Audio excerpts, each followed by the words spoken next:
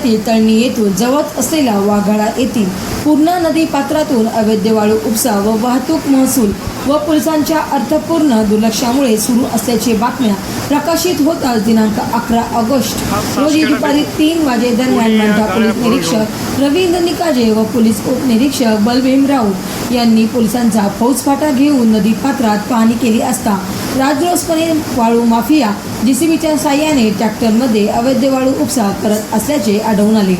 यावेळी ट्रॅक्टर चालकांनी वाळू खाली करून पळ काढण्याचा प्रयत्न केला, मात्र पोलिसांचा मोठा फौजफाटा असल्याने त्यांना पळ काढता आला नाही। यावेळी मंठा पोलिसांनी मोठी कामगिरी करत जेसीबी व 6 ट्रॅक्टरसह चालक व मालकावर कारवाई करून 67 लाख रुपयाचा मुद्देमाल जप्त करण्यात आला व सदरील जेसीबी व ट्रॅक्टर मंठा पोलीस ठाण्यात गुन्हा दाखल करून ठाण्यातच जमा करण्यात आला। सदरची कारवाई जिल्हा पोलीस अधीक्षक अजय कुमार बन्सल, अप्पर पोलीस अधीक्षक आयुष नोपाने, परतूर उपविभागीय पोलीस अधिकारी दादासाहेब चौरे यांच्या मार्गदर्शनाखाली मंठा पोलीस निरीक्षक रवींद्र निकाजे, उपनिरीक्षक Balbhim Raut, police head constable Rakhmaji Munde, Manoj Kale, Sachin Jadhav, Akash Raut, Satish Amte, Asaram Madane, Shrikant Kale, Vilas Katkadi, Vijay Jambude, Anand Dhawale, Prashant Kale यांनी केली आहे।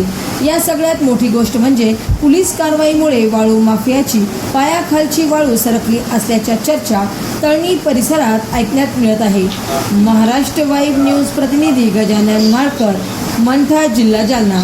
आरडी निकाजे साहेब यांना फोनद्वारे माहिती मिळाली की वाघाळा गावामध्ये पूर्णा नदी पात्रात एक जेसीबी व ट्रॅक्टरच्या साहाय्याने रेती उत्खनन अवैध रेती उत्खनन चालू आहे अशी माहिती मिळाल्यावरून पोलीस निरीक्षक श्री निकाळजे साहेब सोबत मी व स्टाफसह सदर ठिकाणी जाऊन छापा मारला असता सदर ठिकाणी एक जेसीबी व 6 ट्रॅक्टर मिळून आले। सदर ट्रॅक्टर ताब्यात घेऊन पुढील कारवाई कामी जप्त करण्यात आलेली असून पोलीस ठाणे मंठा येथे सदर ट्रॅक्टर व जेसीबी चालक मालकावर गुन्हा दाखल असून सदर गुन्ह्याचा तपास चालू आहे।